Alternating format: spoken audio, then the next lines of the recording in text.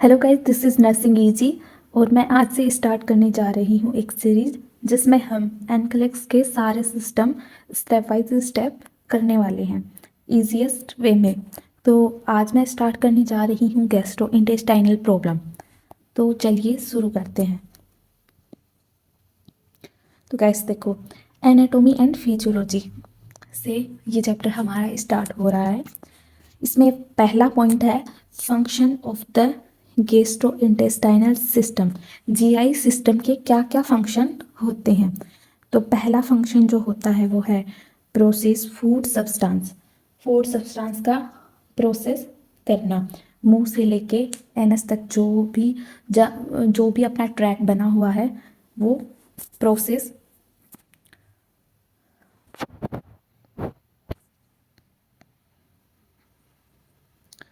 तो गैस पहला हमारा जो पॉइंट है वो है, पहला हम पढ़ेंगे एनाटॉमी एंड फिजियोलॉजी। पहला पॉइंट हमारा है function of the GI system. GI system के फंक्शन क्या क्या हैं। तो जीआई सिस्टम के फंक्शन में सबसे पहला आता है प्रोसेस ऑफ फूड। क्या आता है गाइस? प्रोसेस ऑफ फूड मतलब खाने का जो प्रोसेस है मुंह से लेकर एनल तक, वो होता है प्रोसेस ऑफ फूड सब्सटेंस। फिर उसके बाद में आता है absorb of the product of digestion into the blood. ठीक है, जो भी प्रोडक्ट हमने लिया है उसका अब्जॉर्प्शन होना और डाइजेशन होना ब्लड में। उसके बाद तीसरा पॉइंट आता है एक्सक्रीट अब्जॉर्ब मटेरियल। जो भी मटेरियल है,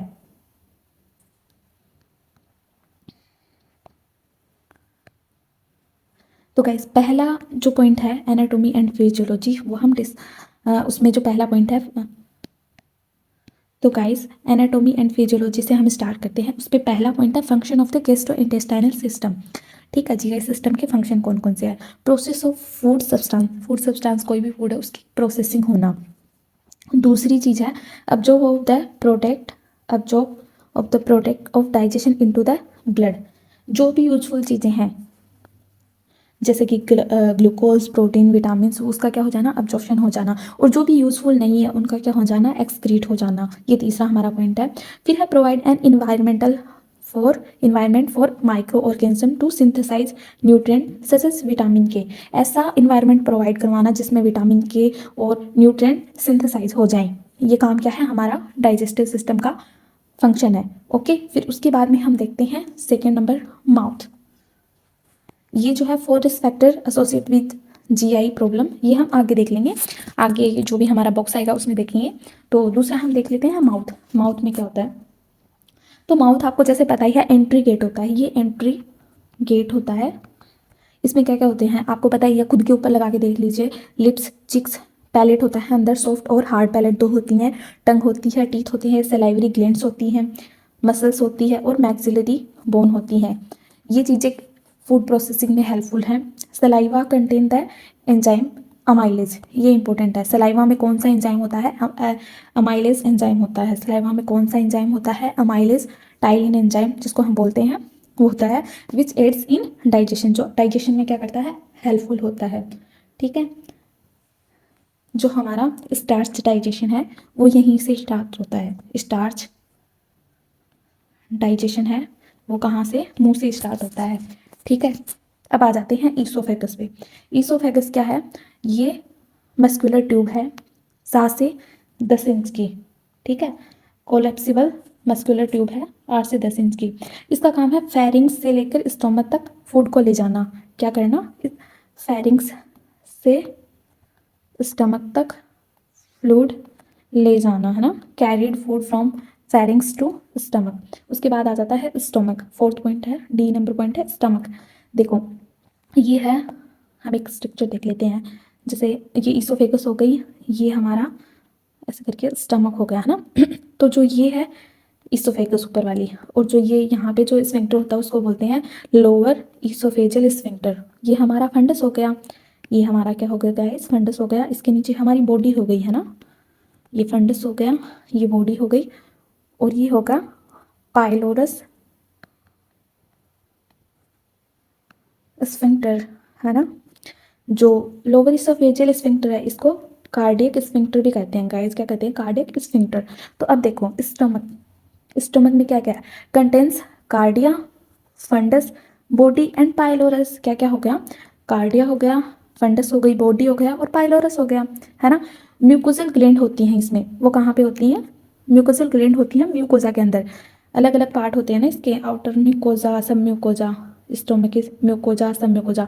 तो जो म्यूकोजल ग्लैंड होती हैं, म्यूकस ग्लैंड होती हैं, वो कहाँ पे पाई जाती है, म्यूकोजा में पाई जाती हैं गाइस, कहाँ पे पाई जाती हैं, म्यूकोजा में पाई जाती हैं। एंड प्रिवेंट ऑटो डाइजेशन, ये क्या करती हैं, prevent auto digestion by providing N alkaline protective covering, ये एल्कलाइन प्रोटेक्टिव कवरिंग बनाती हैं गाइस, है ना, जिससे क्या होता है, ऑटो डाइजेशन से प्रिवेंशन हो जाता है। अगर ऑटो डाइजेशन हो जाएगा, क्या होता है, स्टोमक में HCl होता है, HCl, अगर HCl से ऑटो डाइजेशन हो गया तो उसकी लेयर तो गड़बड़ा जाएगी ना, उसकी वजह से अल्सर वगैरह बन जाएंगे।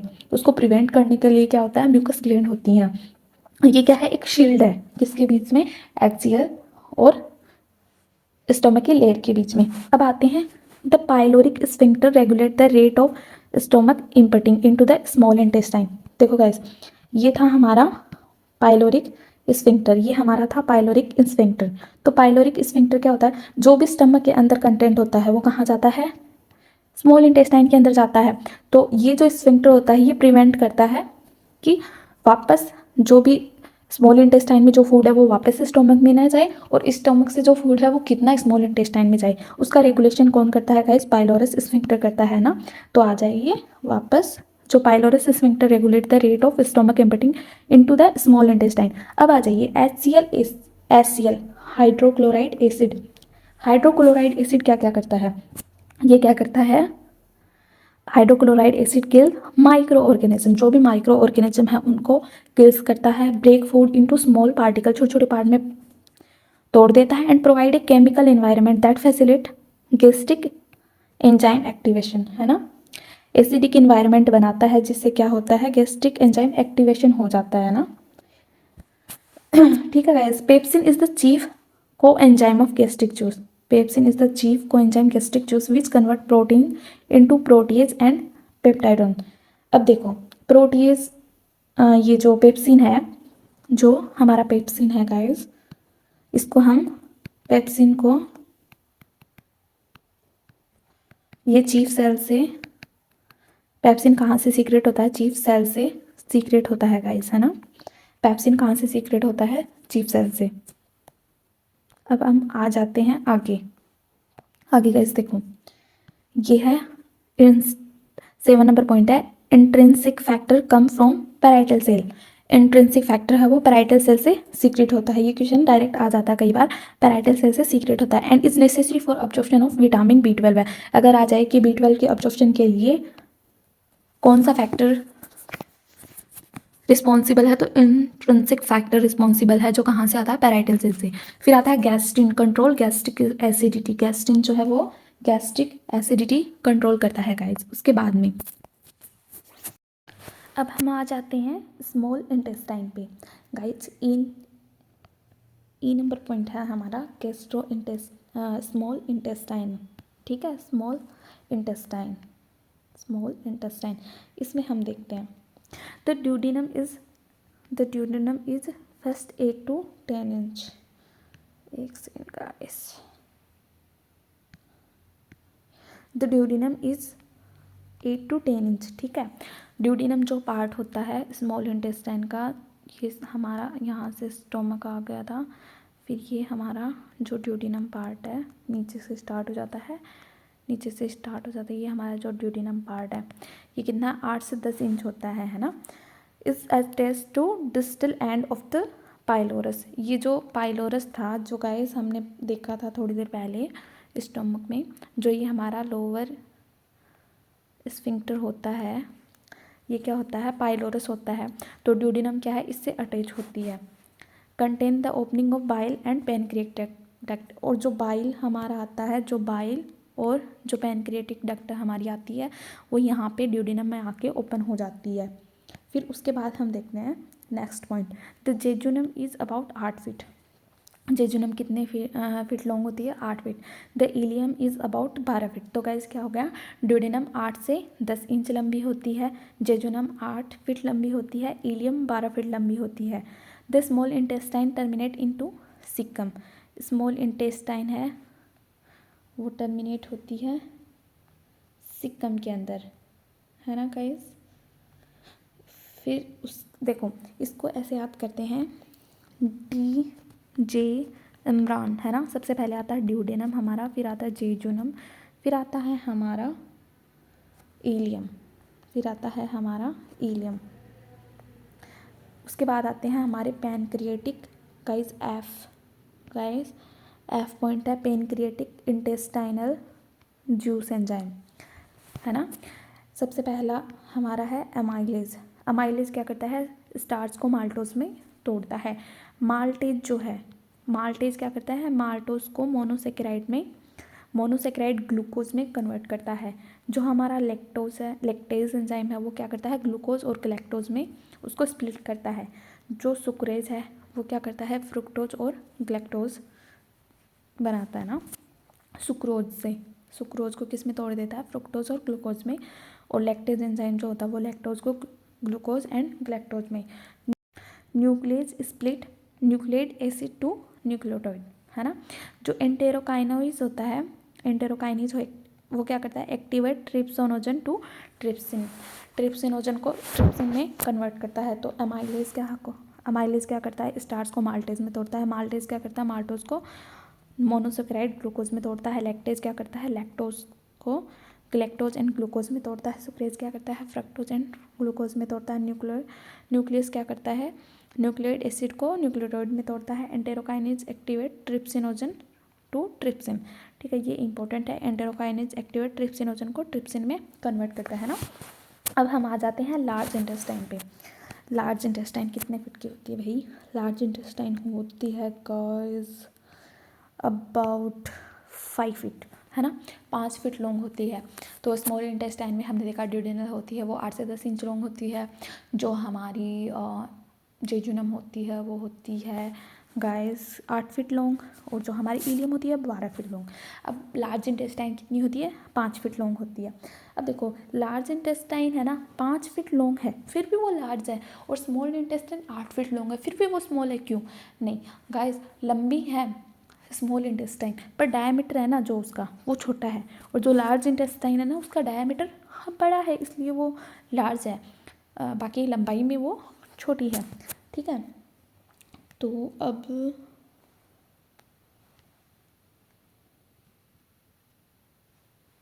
हम आगे देखते हैं। अब जो water and eliminate waste, large intestine क्या करती है, वाटर को ऑब्जॉर्व करती है और वेस्ट को एलिमिनेट करती है। Intestinal bacteria play a vital role synthesis of vitamin B and vitamin K. देखो विटामिन के और विटामिन बी को सिंथेसिस करने में इंटेस्टाइनल जो बैक्टीरिया है उसका बहुत बड़ा रोल है, वो लार्ज इंटेस्टाइन में होता है ना। फिर उसके बाद में आती है colon include ascending, transverse and descending and sigmoid and rectum, है ना। जो देखो अपनी ये होती है इंटेस्टाइन, ये सबसे पहले ऊपर जाती है, छू छू छू छू, ये हो गई असेंडिंग। फिर उसके बाद में छू छू छू छू, ये हो गई ट्रांसफर, छू छू छू छू, ये हो गई डिसेंडिंग। फिर उसके बाद में सिग्मोइड, ये सिग्मोइड हो गई। उसके बाद में एनस, रेक्टम एंड एनएस, है ना, ये हमारी कोलन के पार्ट होते हैं। फिर उसके बाद में हाथ जाते हैं हम the ileocaecal valve prevent content of the large intestine from entering the ileum, है ना। इलियोसिकल वॉल जो होता है वो प्रिवेंट करता है content of the large intestine from entering the ileum. भाई बात वही है, सबसे पहले तो हमारी स्टोमक आ गया, फिर उस स्टोमक, ये हमारा स्टोमक भाई साहब है, ये हमारे कौन से भाई साहब हैं, ये हमारे स्टोमक भाई साहब हैं। गाइस देखो ये अच्छा नहीं बना, लेकिन देख लेना, ये हमारे स्टमक भाई साहब हैं।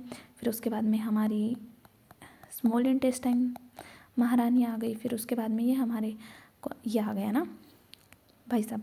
तो क्या होता है कि जो ये स्टमक और जो स्मॉल इंटेस्टाइन के बीच का स्फिंक्टर है, वो स्मॉल इंटेस्टाइन्स के जो उसमें अंदर भरा हुआ है कंटेंट, उसको स्टमक में जाने से रोकेगा, है ना।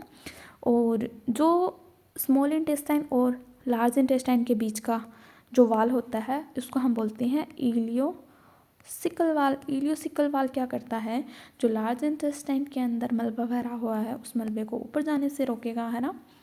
ये हो गया इलियोसिकल वाल का काम। उसके बाद हम आ जाते हैं the internal and external anal sphincter control the anal canal, है ना। यहाँ पे भी स्फिंक्टर होते हैं, एक तो इंटरनल और एक एक्सटर्नल स्फिंक्टर होता है ना। एनल कैनाल इज़ द 1 से 1.5 इंच, 1 से 1.5 इंच की एनल कैनाल होती है ऑफ द लार्ज इंटेस्टाइन। ये लार्ज इंटेस्टाइन का ही तो पार्ट है। फिर उसके बाद में गाइस उसके बाद में पेरिटोनियम। पेरिटोनियम क्या होती है, लाइंस होती है abdominal cavity and form the mesentery that support the intestine and blood supply. Intestine and blood supply को सपोर्ट करती है। ये क्या होती है, लाइन होती है एब्डोमिनल कैविटी की। तो यहाँ तक गाइस ये एक पेज हमने कंप्लीट कर लिया। उसके बाद हम नेक्स्ट पेज पे,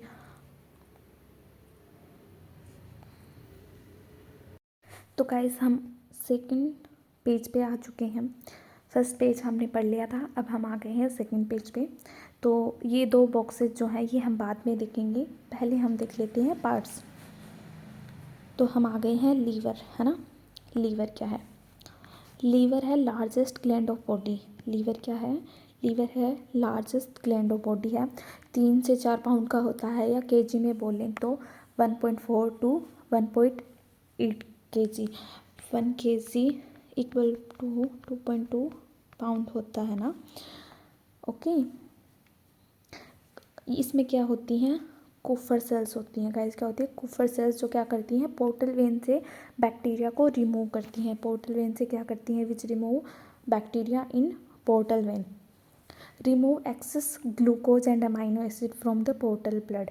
जो पोर्टल ब्लड होता है उससे क्या करती हैं, एक्सेस ग्लूकोज है, अमाइनो एसिड्स जो बन रहा है उसको रिमूव करती हैं। Synthesize glucose, amino acid and fat. Glucose बनाती हैं, अमाइनो एसिड बनाती हैं और फैट बनाती है। Aid in the digestion of fat, carbohydrate and protein. Guys ये फैट, कार्बोहाइड्रेट एंड प्रोटीन के डाइजेशन में हेल्पफुल होता है। स्टोर एंड फिल्टर ब्लड, 200 से 400 ml ऑफ ब्लड ये स्टोर करता है ना। Store vitamin A, D and B and iron, A, D, B and iron ये स्टोर करके रखता है। द लीवर सीक्रेट बाइल 500 से 1000 पर ml पर डे करके रखता है। ml पर डे, 500 से 1000 ml पर डे ये बाइल सीक्रेट करता है। और बाइल का काम क्या होता है गाइस, इमल्सीफाई फैट, जो भी फैट है उसको इमल्सीफाई करता है, ठीक है। अगर बाइल्स जो है वो बाइल अगर सीक्रेट नहीं हो रहा है या ऑब्स्ट्रक्शन हो गया है बिलियरी, तो क्या होता है, फैट स्टूल के साथ आने लगता है। इससे हम स्टीटोरिया भी बोलते हैं, इसे हम क्या बोलते हैं, स्टीटोरिया, है ना गाइस। फिर उसके बाद में आती हैं हमारी हिपैटिक डक्ट्स। हिपैटिक डक्ट्स क्या होती है, अब देखो जो लीवर से, है ना, ये हमारा लीवर है। जो लीवर से गोल ब्लैडर के अंदर जो डक्ट आती है वो तो क्या हो गई, सिस्टिक डक्ट, है ना, वो हो गई सिस्टिक डक्ट। एंड जो ये सिस्टिक डक्ट आगे जाके ड्यूडेनम में ओपन होती है, और ये जो सिस्टिक डक्ट ड्यूडेनम में ओपन होती है उसको बोलते हैं कॉमन बाइल डक्ट, है ना, उसको बोलते हैं कॉमन बाइल डक्ट। तो गाइस क्या है, deliver bile to the gall bladder. जो गोल ब्लैडर तक बाइल पहुंचाती है वो क्या होती है, सिस्टिक डक्ट। और जो ड्यूडेनम तक पहुंचाती है वो कौन सी होती है, common bile duct. Common bile duct open into the duodenum with pancreatic duct at the ampulla of waiter. जो ये हमारा ड्यूडेनम है यहाँ पे क्या होता है, एम्पुला ऑफ वेटर होता है, एम्पुला ऑफ वेटर होता है। तो इधर से तो जैसे कॉमन बाइल डक्ट आई, उधर से आती है पैनक्रियाटिक डक्ट। ये दोनों डक्ट आके कहाँ पे खुलती हैं, एम्पुला ऑफ वेटर में। और वही बात है, जो एम्पुला ऑफ वेटर है वो जो हमारी इंटेस्टाइनल कंटेंट, आगे जाके जो इंटेस्टाइनल कंटेंट होता है उसको प्रिवेंट करने से रोकता है, कहाँ पे, पैनक्रियाटिक डक्ट में और कॉमन बाइल डक्ट में। तो जो हमारा स्पिंक्टर है वो क्या करता है, prevent the reflux of intestinal content into the common bile duct and pancreatic duct, है ना। उसके बाद हमारा आता है गोल ब्लैडर। गोल ब्लेडर क्या करता है? गोल ब्लेडर स्टोर करता है और कंसंट्रेट करता है बाइल को and contract to the force bile into the duodenum during digestion of fat. जब भी डाइजेशन करना होता है फैट का, तब ये क्या करता है? ड्यूडेनम में उसको कॉन्ट्रैक्ट करके सीक्रेट कर देता है। The cystic duct join the hepatic duct to from the common bile duct, है ना। जो सिस्टिक डक्ट है वो हेपेटिक डक्ट को ज्वाइन करके क्या बना लेती है? कॉमन बाइल डक्ट बना लेती है। The sphincter of ODI is located at the entrance of duodenum, ठीक है। जो स्फिंक्टर ऑफ ओडाई होता है, यही एम्पुला ऑफ वाटर, ये क्या करता है? ये क्या है? एंट्रेंस ऑफ द ड्यूडेनम होता है, वहाँ पे प्रेजेंट होता है। फिर उसके बाद में आ गया the presence of fatty material in duodenum stimulate the liberation of cholecystokinin which causes contraction of gall bladder and relaxation of sphincter of Oddi. जो भी फैटी मटेरियल होता है ड्यूडेनम के अंदर, वो स्टिमुलेट करता है, किसको स्टिमुलेट करता है? कोलिसिस्टिकाइनिन को स्टिमुलेट करता है, जो क्या करता है? कॉन्ट्रैक्शन करवाता है गोल ब्लैडर का एंड रिलैक्सेशन करवाता है स्फिंक्टर ऑफ ओडाई का, है ना।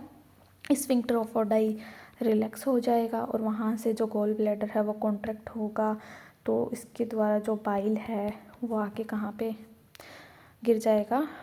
ड्यूडेनम में। और ड्यूडेनम में भी जो फैट है वो क्या हो जाएगा? इमल्सीफाई हो जाएगा गाइज, इमल्सीफाई हो जाएगा। ये हो गया हमारा गोल ब्लैडर। तो अब हम आते हैं कैप्सूल एंडोस्कोपी। अब हम पढ़ेंगे कैप्सूल एंडोस्कोपी। देखो ये क्या होती है? ये कैमरा वाली गोली होती है ना। कैमरा वाली गोली होती है गाइस ये। तो a procedure that use a small wireless camera, है ना। वायरलेस कैमरा होता है लाइक ए मेडिकेशन कैप्सूल। ये कैप्सूल होता है, कैमरा वाली गोली जो मैं बोल रही हूँ ना, दैट द क्लाइंट स्वालो, जो क्लाइंट क्या करता है? खा लेता है। The test will detect bleeding, ये क्या करता है? ब्लीडिंग डिटेक्ट करता है। और जो स्मॉल इंटेस्टाइन की लाइंस हैं उनमें चेंजेस देखता है। क्या करता है गाइज? चेंजेस देखता है स्मॉल इंटेस्टाइन की लाइनिंग में। ये कैमरा वाली गोली खा के हम क्या देख सकते हैं? ब्लीडिंग देख सकते हैं और चेंजेस देख सकते हैं स्मॉल इंटेस्टाइन की लाइनिंग में। दूसरा point, the camera travel through the entire digestive tract and send multiple picture to small box that the client wear like a belt, है ना। क्लाइंट क्या करता है? एक बेल्ट पहन लेता है ना। और जो ये कैमरा है ये पूरे डाइजेस्टिव ट्रैक्ट की क्या लेता है? मल्टीपल पिक्चर लेता है और वो किसको भेज देता है? स्मॉल बॉक्स को। The small box save the picture, ये स्मॉल बॉक्स क्या करता है? पिक्चर्स को सेव करता है। Which are the transfer to computer for viewing once the test is complete. जब टेस्ट कंप्लीट हो जाता है तो ये क्या करता है? स्मॉल बॉक्स ट्रांसफ़र कर देता है कंप्यूटर को ये सारी पिक्चर्स, है ना। ये हो गया पॉइंट नंबर 2। अब हम आते हैं पॉइंट नंबर 3 पे। The client visit the gastroenterologist office. क्या करता है? क्लाइंट सुबह पहले जाता है गैस्ट्रो एंटेरोलॉजिस्ट के पास, है ना। क्या करता है? वहाँ जाके सुबह वो कैप्सूल वाली दवाई ले लेता है गाइस, है ना। कैमरा वाली गोली ले लेता है। And the recording belt is applied by the office staff, और वो बेल्ट पहन लेता है।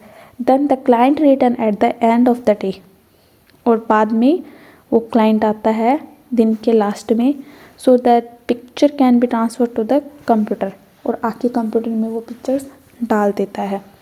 ये प्रोसीजर भाई देखो, प्रिपरेशन करवा दो बाउल की। सबसे पहले बाउल की क्या करवाओ? प्रिपरेशन करवाओ, है ना। कंसेंट ले लो, है ना। कंसेंट लेना ज़रूरी है ना। The client will need to maintain a clear liquid diet on the evening before the exam. Exam से पहले क्या करो? डाइट क्लियर लिक्विड कर दो, NPO कर दो। Status is maintain for the first 2 hour of testing, है ना। टेस्टिंग के 2 आवर्स तक NPO ही उसको रखो। Client may need to reduce insulin amount during the NPO according to the gastroenterologist. Insulin के अमाउंट क्या करेंगे? रिड्यूस कर देंगे, क्योंकि NPO है तो पहले से ग्लूकोज कम है, और अगर इंसुलिन दे दिया तो और कम हो जाएगी। पोस्ट प्रोसीजर क्या करेंगे गाइज, वाइटल साइन चेक कर लो, है ना। उसको सेडेशन है, तो एमनीसिया भी हो सकता है कुछ टाइम तक, कुछ टाइम के लिए पेशेंट भूल सकता है क्योंकि सेडेशन उसको दिया गया है। ये हो गया हमारा कैप्सूल एंडोस्कोपी। अब हम देखते हैं गैस्ट्रिक एनालिसिस। अब हम कौन सा देखते हैं गैस्ट्रिक एनालिसिस गाइस। इसमें क्या है, गैस्ट्रिक एनालिसिस में क्या होता है, अब हम पेट के जूस को चेक करेंगे HCl को चेक करेंगे। Gastric analysis can be use to assess client with recurrent ulcer after surgical vagotomy. ये किसके लिए चेक करते हैं, रिकरेंट अल्सर के लिए चेक करते हैं, जो कि वैकोटोमी हो जाने के बाद में बार बार होता रहता है ना। टेस्ट कैसे करते हैं ये चेक करते हैं। एक एनजी ट्यूब है वो स्टोमक के अंदर डालेंगे और एस्पिरेट करेंगे गैस्ट्रिक कंटेंट को। किसके लिए, for analysis of acidity of pH, appearance and volume. The entire gastric content are aspirated. The entire gastric content are aspirated and then specimen are collected every 15 hours, है ना। क्या करेंगे कि सबसे पहले एक एनजी ट्यूब डालेंगे स्टोमक के अंदर, फिर एसिडिटी चेक करते हैं, है ना। तो हर 15 मिनट में 1 घंटे तक सैंपल लेते हैं। क्या करते हैं, एवरी 15 मिनट 1 घंटे तक गैस्ट्रिक सैंपल लेंगे। उसके बाद गैस्ट्रिक एनालिसिस करेंगे, है ना। उसके बाद क्या करेंगे, गैस्ट्रिक एनालिसिस करेंगे, उसकी एसिडिटी चेक करते हैं, उसका रेंज चेक करते हैं, उसकी क्वांटिटी चेक करते हैं। अब क्या है, कभी कभी क्या करते हैं, कुछ मेडिकेशन देते हैं जो ज़्यादा एसिड बनाती हैं, तो इससे क्या होता है, फेस पर थोड़ा गरम या हॉट फ्लैशेस आ सकते हैं, है ना। तो क्या है, मेडिकेशन सच एज हिस्टामिन और पेंटागैस्ट्रिन में भी एडमिनिस्टर कैसे देंगे, सबक्यूटेनियसली देंगे to stimulate gastric secretion. Some medication में भी प्रोड्यूस फ्लश्ड फीलिंग, है ना, फ्लश्ड फीलिंग प्रोड्यूस करती हैं कुछ medications.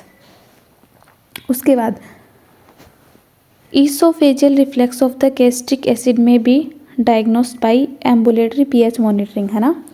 24 our pH monitoring test होता है। क्या होता है guys, 24 hours pH monitoring test जो होता है वो चेक करते हैं। तो इसमें क्या करते हैं, एक प्रोब है वो प्लेस कर देते हैं लोअर इसोफेजियल स्फिंक्टर पर, और वो क्या करते हैं, कनेक्ट कर देते हैं उसको एक्सटर्नल रिकॉर्डिंग वॉइस के साथ। ये क्या करता है, एक कंप्यूटर एनालिसिस देता है, ग्राफिकल डिस्प्ले देता है कंप्यूटर पर, ठीक है, ग्राफिकल डिस्प्ले देता है कंप्यूटर पर। तो गैस्ट्रिक एनालिसिस में क्या क्या होता है, एक तो हम क्या करते हैं, एनजी ट्यूब डालते हैं, उसके बाद में हम उसकी क्वांटिटी, उसका रेंज, उसकी एसिडिटी चेक करते हैं। उसके बाद ये जो सैंपल है हम कितनी बार लेते हैं, हर 15 मिनट में लेते हैं 1 घंटे तक, है ना। उसके बाद में कुछ मेडिकेशंस होती हैं जैसे हिस्टामिन और पेंटागैस्ट्रिन, वो दी जाती हैं ताकि गैस्ट्रिक सिक्रेशन होता है वो स्टिमुलेट हो जाए और क्या हो, फ्लश्ड फीलिंग आए, है ना। उसके बाद हम क्या करेंगे, करते हैं, गैस्ट्रिक रिफ्लेक्स है जो इसोफेजियल रिफ्लेक्स है उसको चेक करने के लिए हम कौन सा टेस्ट करते हैं, 24 hour ambulatory pH monitoring test हम करते हैं बच्चे। प्री प्रोसीजर, इसका प्री प्रोसीजर क्या है, फास्टिंग रखना है। क्या रखना है, फास्टिंग रखना 8 से 12 घंटे कि उसको फास्टिंग रखवाओ, और जो भी वो चबाता है तंबाकू वगैरह उसको अवॉइड कर दो 24 घंटे टेस्ट से पहले। मेडिकेशन जो भी हैं जो गैस्ट्रिक सीक्रेशन स्टिमुलेट करती हैं उनको विदहोल्ड कर दो 24 आवर्स पहले। इन्फॉर्म्ड कंसेंट ले लो, है ना, कंसेंट ले लो बच्चे। प्रोसीजर क्या करते हैं, पोस्ट प्रोसीजर में क्या करेंगे, नॉर्मल एक्टिविटी को रिज्यूम करेंगे। जो भी गैस्ट्रिक सैंपल हैं जो टेस्टेड नहीं है ना, उनको हम क्या करेंगे, रेफ्रिजरेटर में स्टोर कर लेंगे, है ना, 4 आवर्स के अंदर अंदर। ये हमारा हो गया गैस्ट्रिक एनालिसिस। ये हमारा हो गया गैस्ट्रिक एनालिसिस बच्चे। अब हम आ जाते हैं अपर जीआई एंडोस्कोपी पे। अब हम आ जाते हैं अपर जीआई एंडोस्कोपी। इसमें क्या होता है, ऑल्सो नोन एज ईसोफेगो गैस्ट्रोड्यूडेनोस्कोपी। ईसो मतलब ईसोफेगस, फिर गैस्ट्रो, फिर ड्यूडिनम, मतलब ईसोफेगस स्टमक और ड्यूडिनम की विजुअलाइजेशन करना, उसको क्या बोलते हैं, ईसोफेगो गैस्ट्रोड्यूडेनोस्कोपी बोलते हैं। सेडेशन करने के बाद में एंडोस्कोप पास किया जाता है, कहाँ से, ईसोफेगस से, गैस्ट्रिक वॉल से, स्फिंक्टर से होते हुए ड्यूडेनम में लाया जाता है। क्या चेक करने के लिए, टिश्यू और ब्लीडिंग वगैरह तो नहीं है, चेंजेस तो नहीं आ रही लाइनिंग में, वो सब चेक करने के लिए। इसमें हम प्री प्रोसीजर करते हैं। प्री प्रोसीजर में क्या करते हैं वो देखते हैं। देखो सबसे पहले कंसेंट ले लो, उसके बाद में क्या करना है बच्चे हमें, उसके बाद में देखो एनपीओ रख दो। 6 से 8 घंटे पहले एनपीओ रखा जाता है। Client are usually advise to avoid, इसमें कौन कौन सी ड्रग अवॉइड करी जाती हैं, एंटीकोगुलेंट और एनएसएआईडी सीवियर डेज के लिए, है ना, अदरवाइज टेस्ट सही नहीं आएगा। ए लोकल एनेस्थेटिक स्प्रे और gargle is administered along with medications, है ना, एक लोकल एनेस्थीसिया दिया जाता है गार्गल्स के साथ में, है ना। That provide moderate sedation, moderate sedation provide करता है। Just before the scope is inserted, scope insert करने से पहले क्या करते हैं, हम लोकल एनेस्थेटिक उस पेशेंट को दे देते हैं। उसके बाद हम देखते हैं medication may be administered to reduce secretions, जो सीक्रेशंस हैं, जो सीक्रेशन रिड्यूस करने वाली मेडिकेशंस हैं वो हम उनको देंगे। And medication may be administered to relax smooth muscles, smooth muscles को रिलैक्स करने वाली जो मेडिकेशंस हैं बच्चे वो हम देंगे। The client is position on the left side to facilitate saliva drainage, left side position दी जाती है सलाइवा ड्रेनेज करवाने के लिए, to provide easy access to endoscope, है ना, ईजी एक्सेस करने के लिए, एंडोस्कोप डालने के लिए और सलाइवा ड्रेनेज करवाने के लिए कौन सी पोजीशन देते हैं बच्चे, left side position. Airway patency is monitored during the test, है ना, एयरवे पेटेंसी होनी चाहिए during the test. And pulse oximeter is use to monitor oxygen saturation, emergency equipment पास में होनी चाहिए, है ना। फिर उसके बाद में पोस्ट प्रोसीजर, पोस्ट प्रोसीजर में हम क्या देखेंगे, वाइटल साइन ले लो, है ना, जो एनपीओ करा था वो गैग रिफ्लेक्स चेक कर लो, 1 से 2 घंटे के बाद आ गए होंगे। एनपीओ स्टेटस में भी maintain longer if the client required intervention during the procedure or it is going bleeding is unresolve, अगर ब्लीडिंग अनरिजॉल्व है ना, अगर सही नहीं हुआ है पेशेंट, तब इसको एनपीओ रखेंगे, है ना, आगे तक बढ़ाए देंगे एनपीओ को। Monitor for sign of perforation, जैसे pain, bleeding, unusual difficulty in swallowing, elevated temperature, ये क्या है, साइन ऑफ परफोरेशन है। अगर परफोरेट कर गया है तो क्या क्या साइन आएंगे, पेन आएगा, ब्लीडिंग हो सकती है, unusual difficulty in swallowing, elevated temperature हो सकता है। मेंटेन करेंगे bed rest and keep side rail raise, है ना, sedation client until alert, for the sedated client until alert, है ना। लोजेंजेज, लोजेंजेज क्या होती हैं, जैसे स्ट्रेप्सिल्स हमारी आती है गले को साफ करने वाली। सलाइन, गार्गल्स और oral analgesic can relieve a minor sore throat but are not given to the client until gag reflex return, है ना, जब तक गैग रिफ्लेक्स रिटर्न नहीं हो जाते तब तक हम ये उनको नहीं देंगे, अदरवाइज हम उनको लोजेंजेज, सलाइन, गार्गल्स और ओरल एनाल्जेसिक दे सकते हैं माइनर सोर थ्रोट को कम करने के लिए। ये हमारा हो गया बेटे अपर जीआई एंडोस्कोपी। तो आज के लिए हम इतना ही करेंगे। हमने 4 पेजेस कर लिए हैं, हमने आज 3 पेज कर लिए हैं, बाकी के पेजेस फाइब्रो ऑप्टिक कोलोनोस्कोपी से हम नेक्स्ट क्लास में देखेंगे बेटे।